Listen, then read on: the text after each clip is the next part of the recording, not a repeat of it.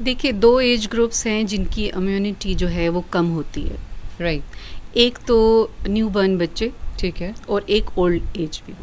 ठीक है। ठीक है, तो बच्चों में आपने पूछा है, तो बच्चों का तो ये है कि अगर मदर को है या उसके सिबलिंग्स को है, तो चांस है कि उस बच्चे को भी हो सकता है, तो आपने फिर एहतियाती तदबीर करनी है उस बच्चे के लिए। ठीक है। ठीक है, एज लिमिट ऐसी नहीं है कि आप ये नहीं कह सकते कि छोटे बच्चों को नहीं हो सकता। अच्छा जी। अच्छा।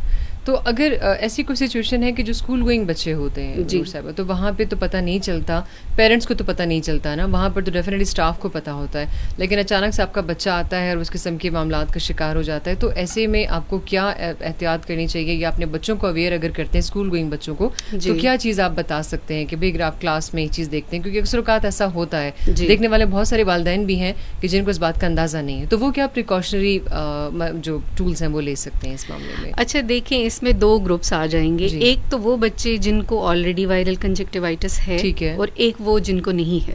ओके।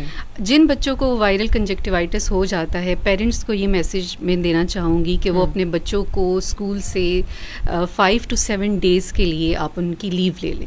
ओके, ये वो उनकी बात आप कर रहे हैं जिनको हो गया ये वायरल इन्फेक्शन, जिनको हो गया। ठीक है, ये इसलिए इनको करना चाहिए क्योंकि वो एक बच्चा जब जाता है क्लास में, तो एक बच्चे से अगर 40 की क्लास है तो उन सबको होने के चांसेस हैं। तो इसीलिए आइसोलेशन बहुत इम्पोर्टेंट है।